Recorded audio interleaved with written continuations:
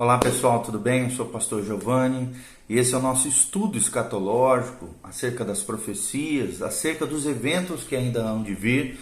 Nós estávamos falando no vídeo anterior sobre a questão do plano de Deus através das eras e dando destaque, é claro, à era da igreja, como um parêntese profético no tempo profético, onde Deus inseriu tanto judeus quanto gentios no propósito de uni-los, o grande mistério de Cristo, de uni-los como um só povo, a partir da rejeição, da dureza de coração e da rejeição do Messias que veio a essa terra, Jesus de Nazaré, até a época do final da tribulação e da implantação do reino milenial. Então, ali se abriu o que nós chamamos de dispensação da igreja, ou era dispensação da igreja, da graça, ou era da igreja. Mas que relação profética tem, tanto de Mateus 13, como nós vimos, como também das cartas do apóstolo João às 7 igrejas em Apocalipse, capítulo 2 e 3. Que relação tem todos esses estudos que nós estamos falando com relação ao futuro, com relação ao tratamento de Deus hoje, nessa presente era, e as coisas que ainda hão de vir, que hão de acontecer? Então nós vamos estar falando um pouquinho sobre as cartas às 7 igrejas do Apocalipse, dos capítulos 2 ao capítulo 3. Então, como nós vimos, o decurso, o desenrolar desse presente século é apresentado numa segunda passagem encontrada em Apocalipse 2 e 3. Enquanto o Evangelho de Mateus, no capítulo 13, nós já falamos nos vídeos anteriores, você pode assistir, o plano divino através das eras, Mateus 13 descreve o presente século, a era da igreja, a dispensação da graça, na sua relação com o plano do reino. Já Apocalipse 2 e capítulo 3 descreve a presente era, a dispensação da graça, a era da igreja, em relação ao plano na igreja. Então, uma coisa é o plano do reino, outra coisa é o plano na igreja. Em primeiro lugar, nós queríamos destacar o período de tempo do Apocalipse capítulo 2 e capítulo 3.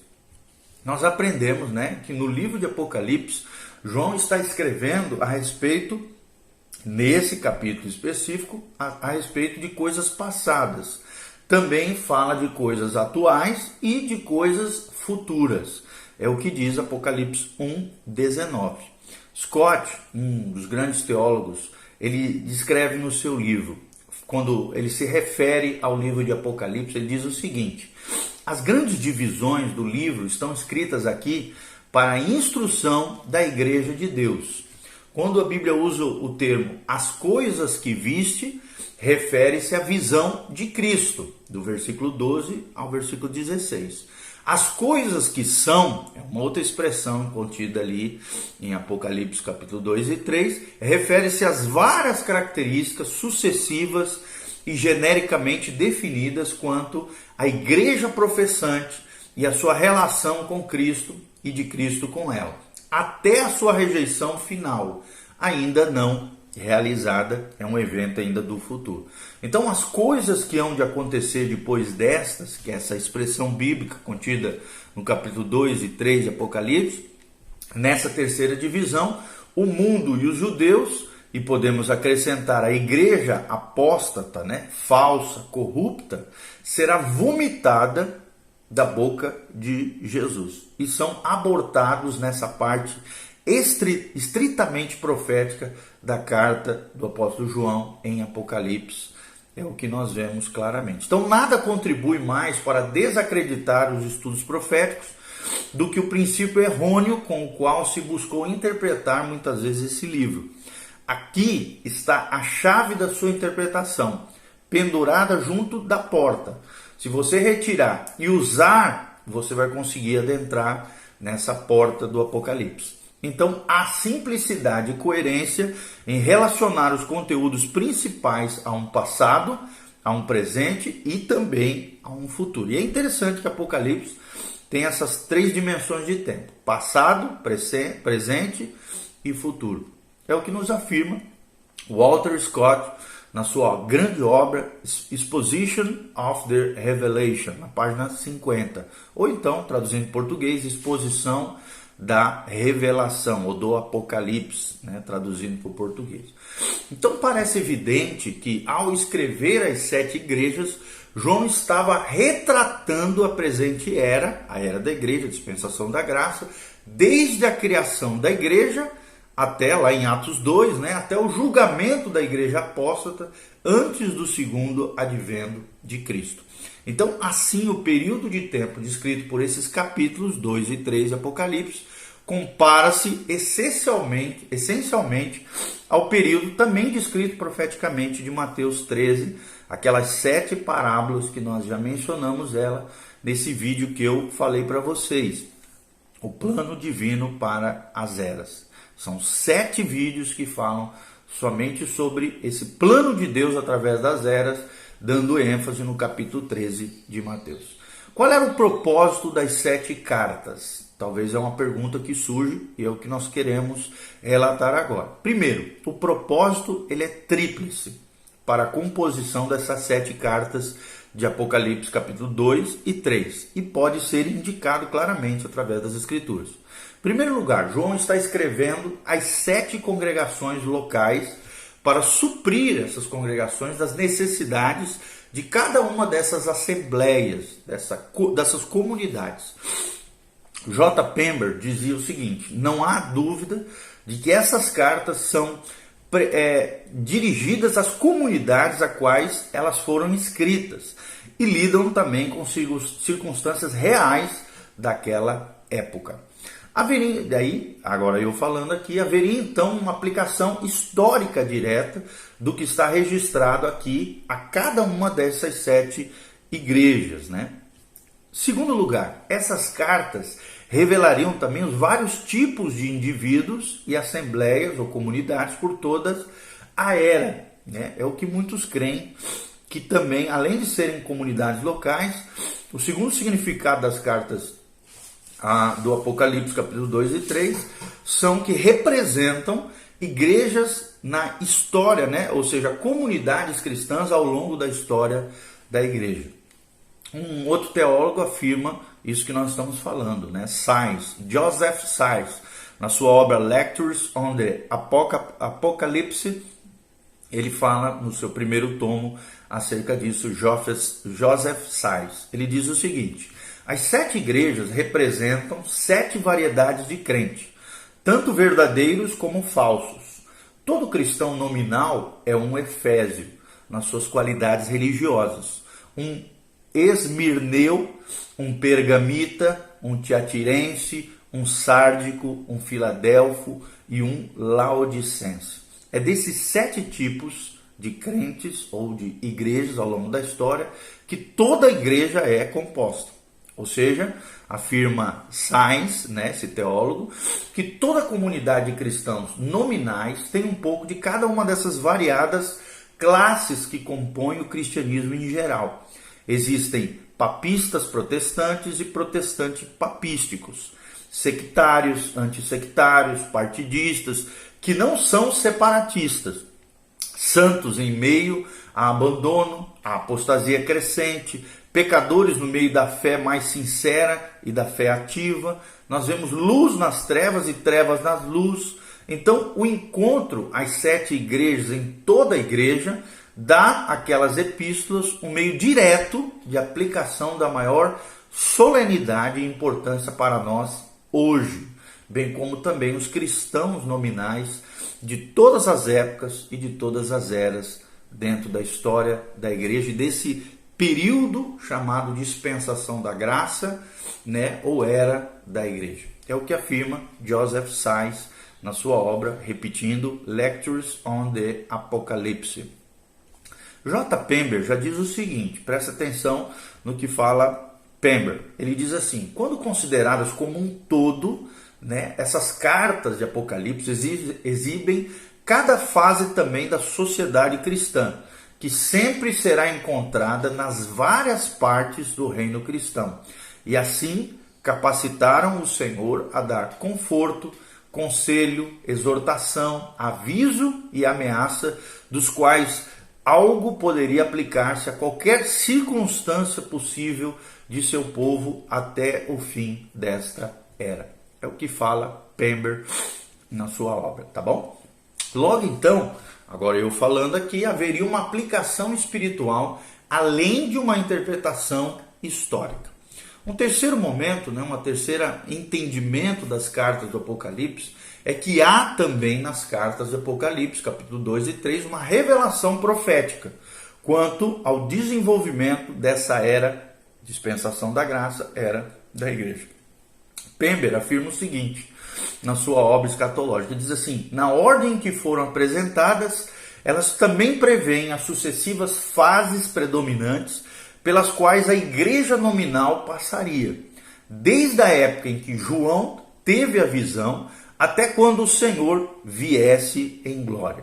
Então, as 7 igrejas, apenas 7 entre muitas que João poderia ter escolhido para comentar, parecem ter sido selecionadas especificamente por causa do significado dos seus nomes. Éfeso significa amada, ou talvez pode ser traduzida como relaxamento. Esmirna significa mirra, ou também traduzida como amargura. Pérgamo significa torre alta, ou completamente casada. Tiatira significa aqueles que escapam, ou também pode ser traduzida como renovação. Filadélfia significa amor fraterno. Laodiceia significa o povo reinando ou ensinando, ou também pode ser traduzida como o julgamento do povo. Por isso nós cremos que Laodiceia é a igreja do tempo final. É o tempo que provavelmente nós estamos vivendo agora, ok? É o que fala Pember na página 279 da sua obra. Os nomes, então, em si sugerem o desenvolvimento dos períodos durante o século. A respeito desse desenvolvimento, Scott escreve o seguinte. Olha o que diz Scott. Ele diz assim: pretensão e abandono eclesiástico do primeiro amor caracterizam o término do período apostólico. É o que nós vemos na carta às igrejas, de Éfeso, a igreja de Éfeso, do capítulo 2, de 1 a 7 do Apocalipse. Depois disso, ocorreu o período dos mártires dentro da história da igreja, que nos leva ao fim da 10ª e a última perseguição sobre o imperador Diocleciano, que é a igreja de Esmirna, lá do Apocalipse, capítulo 2, de 8 a 11.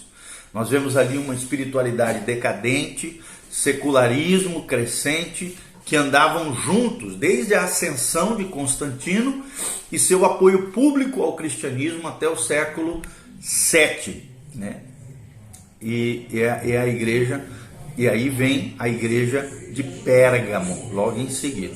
A igreja de Pérgamo está em Apocalipse 2, de 12 a 17. É a igreja papal, que é a obra-prima de Satanás na terra.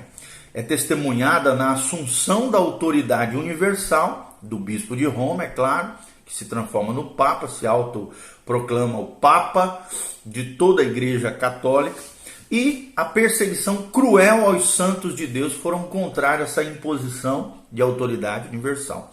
Nós vemos aqui o seu reinado malévolo, que compreende a Idade Média, a idade da escuridão, da obscuridade, cujas características morais foram bem descritas como a Idade das Trevas. O papado seca tudo o que toca. É o que nós vemos claramente aqui.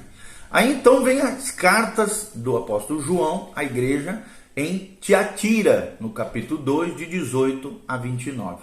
Aqui já aparece essa igreja de Tiatira.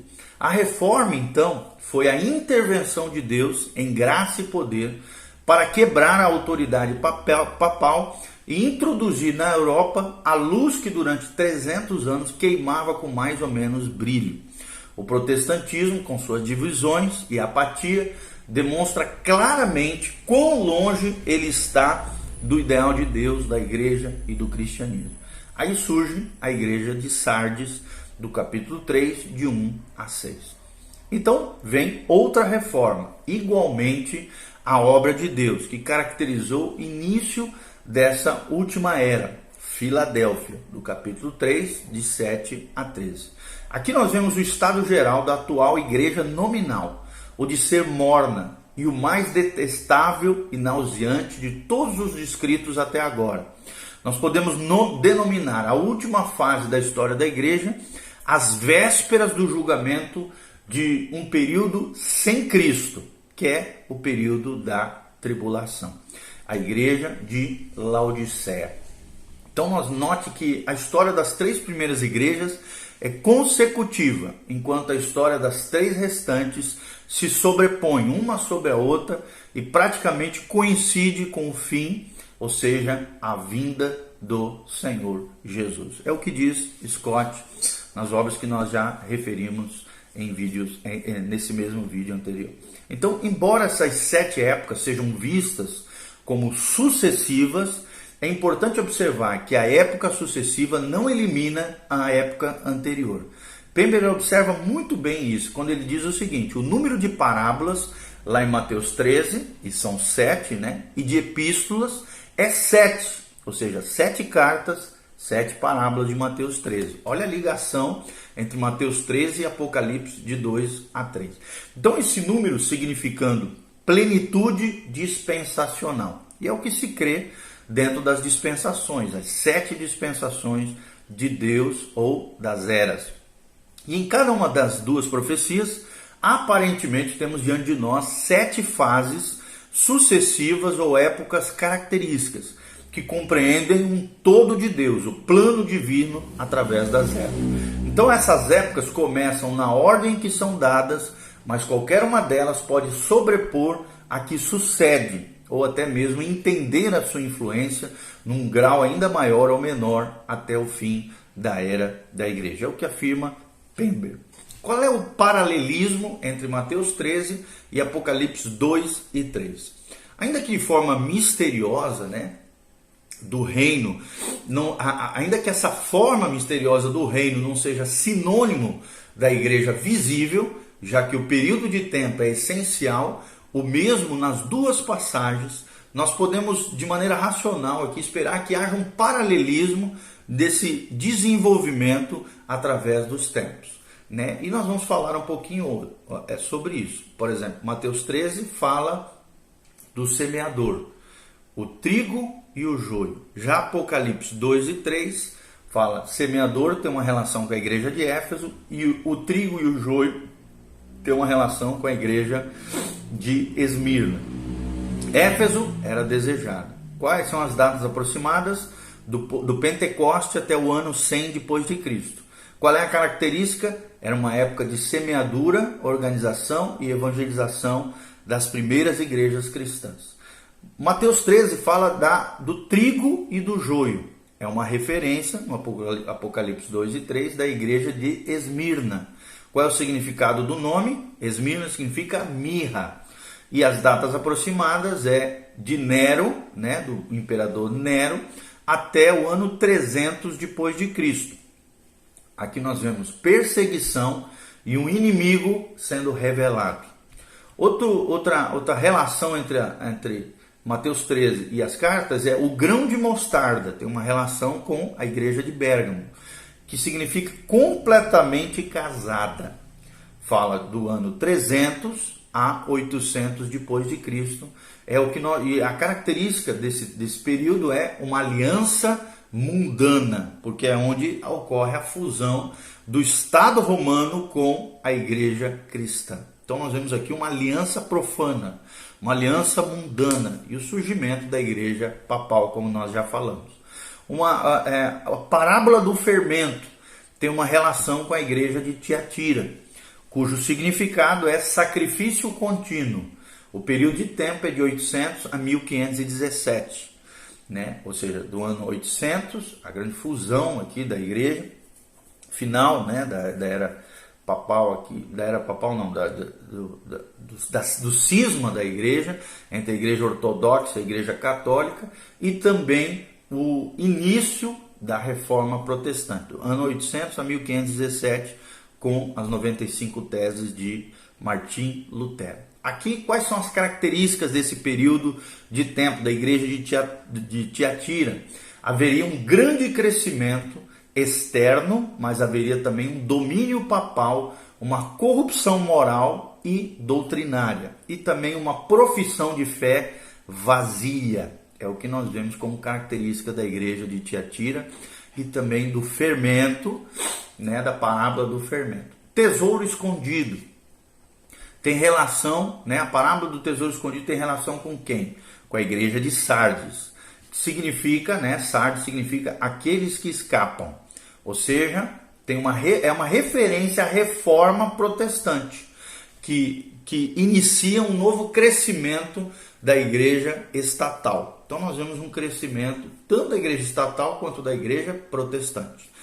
Depois surge a parábola da pérola, que tem paralelismo, né, relação com a igreja da Filadélfia, que significa o amor fraternal, é o significado da palavra Filadélfia. E qual é o tempo? Os últimos dias que nós estamos vivendo. Nós vemos que é uma igreja verdadeira, é a igreja verdadeira dos últimos dias.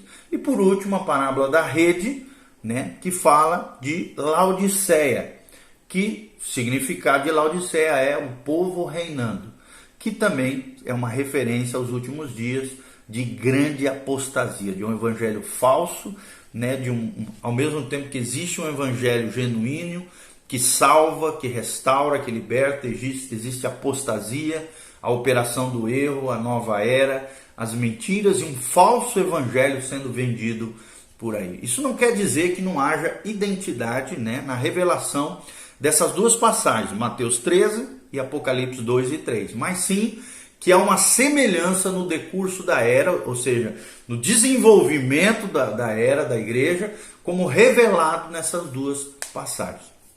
Como é que será o fim da presente era? Ou seja, da era da igreja? Nessa presente era, entre os dois adventos de Cristo e a rejeição dos judeus e a segunda vinda de Cristo antes do reino milenial, Deus está cumprindo dois planos distintos, como nós já falamos. Um com a igreja, que será completo no arrebatamento da igreja, e outro com Israel, que será completo após o arrebatamento da igreja no segundo advento de Cristo. Ambos têm passagens descritivas a respeito do fim dos tempos e dos seus respectivos planos. E há uma referência ao termo fim dos tempos para a igreja. Você pode ver isso em 1 Pedro 1,20 e em Judas 18. E também uma referência a um termo bíblico chamado último tempo para a igreja também, lá em 1 Pedro 1,5 e 1 João 2,18. Também há referência aos últimos dias para Israel, lá em Daniel 10,14 e em Deuteronômio 4,30. E para a igreja também, em 1 Timóteo 4,1. Então as escrituras referem-se aos últimos dias, tanto para Israel, Isaías 2,2, Miqueias 4,1, Atos 2,17, como também para a igreja, 2 Timóteo 3,1, Hebreus 1,2. Existe ainda uma referência ao último dia de Israel, né, lá em João 6,39, versículo 40, versículo 44, 54, fazem essas referências, embora o uso da palavra dia possa referir-se também a um plano e não a um período também.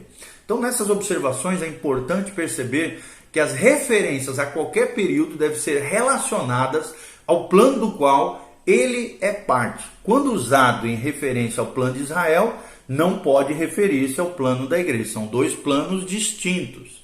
Schaeffer descreve muito bem isso. Ele diz assim: devemos diferenciar os últimos dias de Israel, que são os dias de sua glória no reino na terra. Está lá em Isaías 2, de 1 a 5.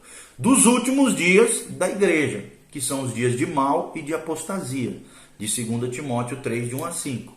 Da mesma forma, devemos fazer distinção entre os últimos dias de Israel e da igreja, como o último dia, como relacionado à igreja é o dia da ressurreição daqueles que morreram em Cristo, conforme nos ensina João 6, 39, 40, 44 e 54, é o que nos afirma Schaeffer, na sua obra, que nós já falamos, Teologia Sistemática. Então deve ser feita distinção cuidadosa, caso contrário, alguém atribuirá à igreja o que constitui acontecimentos finais ao povo de Israel, ou vice-versa. Então, nesse presente exame que nós falamos através de todas essas informações, a atenção não é direcionada apenas aos acontecimentos relacionados ao final da era, com referência a Israel.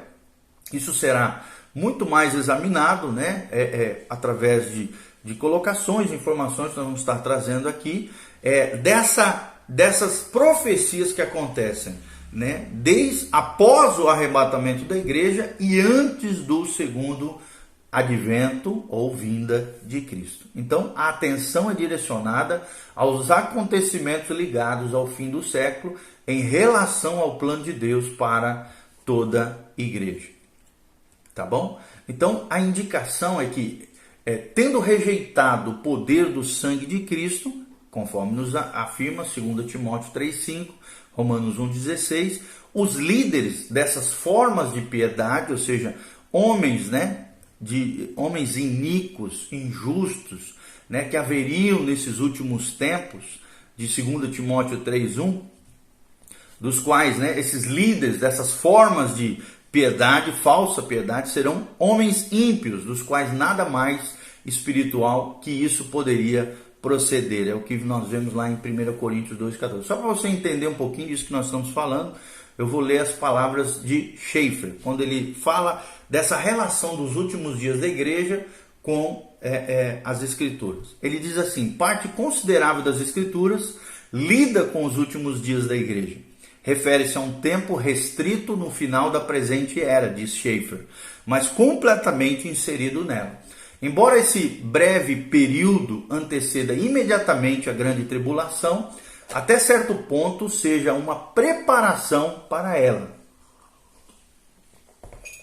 Esses dois períodos de apostasia e de confusão, apesar de incomparáveis na história, são totalmente separadas um do outro. As passagens que lidam com os últimos dias para a igreja não fazem nenhuma consideração às condições políticas e mundiais, mas estão confinadas à própria igreja em si.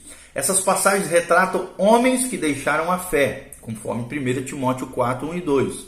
Haverá também uma manifestação de características próprias de homens injustos, apesar de estarem sob a profissão de uma forma de piedade. 2 Timóteo 3, 1 a 5. E a indicação é que, tendo rejeitado o poder do sangue de Cristo, como nós já falamos em 2 Timóteo 3, 5, Romanos 1, 16, 1 Coríntios 1, 23 e 2 Timóteo 4, 2 a 4, os líderes dessa forma de piedade serão homens ímpios, dos quais nada mais espiritual que isso poderia proceder. Você pode conferir na primeira carta de Paulo aos Coríntios, capítulo 2, 14. A seguir, então, nós vamos ter uma lista parcial das passagens que apresentam a verdade com relação aos últimos dias da igreja. 1 Timóteo 4, de 1 a 3, faz essa referência. 2 Timóteo 3, de 1 a 5. Tiago 5, de 1 a 8. 2 Pedro 2, de 1 a 22. E Judas 1, de 1 a 25. São passagens que apresentam a verdade com relação aos últimos dias ou a esse período final da era da igreja. Já que, e agora falando aqui para vocês, já que a igreja tem a esperança de um retorno iminente de Cristo, não pode haver sinais quanto ao momento em que ele acontecerá. Logo, deixamos de lado os assuntos sinais dos tempos, essa referência, referente aos últimos dias da igreja. Porém, com base nas passagens citadas anteriormente, nós já mencionamos para vocês, certas revelações relacionadas às condições dentro da igreja nominal, no final da presente era, a era da igreja. Tais condições giram em torno de um sistema de negações. E quais são esses sistemas de negações? Olha só como é que será caracterizada esse tempo final da época da era da igreja. As pessoas vão negar a Deus, está lá em Lucas 17, 26, 2 Timóteo 3, 4 a 5. Eles vão negar a Cristo, 1 João 2, 18, 1 João 4, 3. Haverá uma negação do retorno de Cristo, 2 Pedro 3, 3. Haverá uma negação da fé, 1 Timóteo 4, 1 e 2 e Judas 3. Haverá uma negação da sã doutrina, ou da doutrina saudável, 2 Timóteo 3, de 1 a 7. Haverá negação da vida consagrada, santificada, separada para Deus, 2 Timóteo 3, de 1 a 7. Haverá negação da liberdade cristã, 1 Timóteo 4, 3 a 4, e haverá negação da moral, né? E nós sabemos, desde Nietzsche ali, uma negação da moral terrível. Também existem referências bíblicas para isso, 2 Timóteo 3, de 1 a 8 e Judas 18. Haverá também a negação da autoridade. Hoje, mais do que nunca, nós vemos as pessoas rebeldes se levantando contra as autoridades. Negação da autoridade. 2 Timóteo 3, 4 é o que fala de D.H. Pritchard, na sua obra The Last Days, ou Os Últimos Dias, página 51 a página 58. Então, essa condição no fim dos séculos, no final da era da igreja, coincide com o estado da igreja de Laodiceia, a porta da qual Cristo precisa colocar-se para buscar entrada. Então, em vista de seu fim, não é de se admirar que a presente era se chame nas Escrituras de dias maus. E nós estamos vivendo esses dias maus. Agora mesmo nós estamos vendo essa pandemia global, Covid, coronavírus. Então nós estamos diante do palco profético, onde nós cremos que estamos vivendo o tempo final, o juízo eminente de Deus contra a humanidade. Por isso, querido, Jesus está voltando. Se arrependa, se consagre a Deus, obedeça a palavra de Deus, leia a Bíblia, ore, busque uma igreja saudável, uma igreja bíblica, uma igreja que realmente prega o verdadeiro evangelho e não falso, o evangelho falsificado, jamais. Procure uma liderança espiritual bíblica, coerente, correta, honesta, e coloque-se debaixo dessa liderança, dessa comunidade de fé, da igreja local, onde você possa crescer, florescer e se desenvolver como discípulo de Jesus, porque Jesus está voltando. Maranata, vem, Senhor Jesus. Que Deus te abençoe, que Deus derrame ricas bênçãos sobre a tua vida. Lembre-se, as cartas do Apocalipse revelam os períodos de tempo e tem relação com Mateus 13. E são períodos proféticos da qual Deus está preparando uma noiva, a igreja adornada para si, para levar com glória, nesse dia glorioso que é o arrebatamento da igreja, descrito lá em 1 Coríntios 15, ao abrir e fechar de olhos, ao soar da última trombeta, nós, os que estivermos vivos, seremos transladados, arrebatados, e nos encontraremos com Jesus nos ares. Maranata, ora vem, Senhor Jesus. Prepara-te para encontrares com Deus. Conserte a tua vida em nome de Jesus e que Deus te abençoe. Louvado seja o nome do Senhor. Dê um joinha, faça seus comentários, que Deus te abençoe. Compartilhe esse vídeo com outras pessoas e siga o nosso canal PR Giovanni em nome de Jesus. Amém. Aí embaixo tem um link com todas as informações nossas. Se você quiser ofertar na nossa